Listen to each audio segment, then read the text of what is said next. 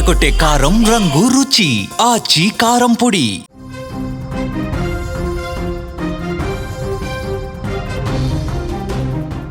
అల్వాల్ బాలికల హాస్టల్లో అగ్ని ప్రమాదం చోటు చేసుకుంది.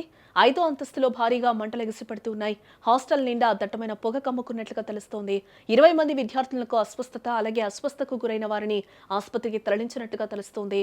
అగ్నిమాపక సిబ్బంది రంగంలోకి దిగి సహాయక చర్యలు ముమ్మరం చేసినట్లుగా సమాచారం.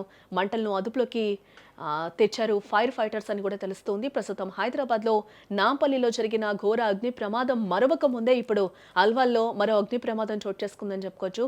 సికింద్రాబాద్ పరిధిలోని అల్వాల్ ప్రాంతంలో ఉన్న 9 ఎడ్యుకేషన్ బాలికల వసతి గృహంలో అకస్మాత్తుగా ఒక్కసారిగా మంటలు చెలరేగాయి. ఈ భవనంలోని 5వ అంతస్తులో మంటలు చెలరేగి చూస్తుండగానే భవనం అంతా కూడా దట్టమైన పొగ కమ్మేసింది. ఆ పొగ గదుల్లోకి వ్యాపించడంతో నిద్రలో ఉన్న విద్యార్థులు ఊపిరాడక విలవిల్లాడారు. ఈ ప్రమాదంలో సుమారు 20 మంది విద్యార్థులు తీవ్ర అస్వస్థతకు లోనయ్యారు.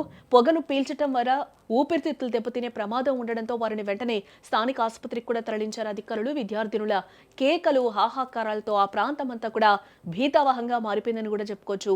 తమ పిల్లలకి ఏమైందో అని కూడా తల్లిదండ్రులు హాస్పిటల్ వద్ద కన్నీరు మున్నీరవుతూ ఉన్నారు.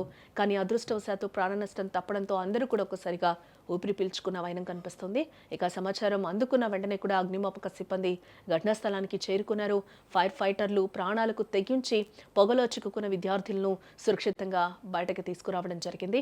మంటలు ఇతర అంతస్తులకు వ్యాపించకుండా అదుపులోకి తీసుకొచ్చారు. పోలీసులు మరియు స్వచ్ఛంద కార్యకర్తలు కూడా ఈ ఆపరేషన్లో పాల్పంచుకుని విద్యార్థులకు ధైర్యం చెప్పారు.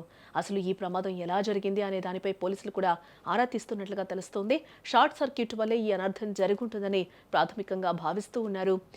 హాస్టల్ యాజమాన్యం సరైన సేఫ్టీ మెజర్స్ పాటించిందా, ఫైర్ ఎగ్జిట్ మార్గాలు ఉన్నాయా అనే కోణంలో కూడా ప్రభుత్వం విచారణకు ఆదేశించింది. ఇప్పటికే భవిష్యత్తులో ఇలాంటి ఘటనలు పునరావృతం కాకుండా కఠిన చర్యలు తీసుకోవాలని స్థానికులు డిమాండ్ చేస్తూ ఉన్నారు.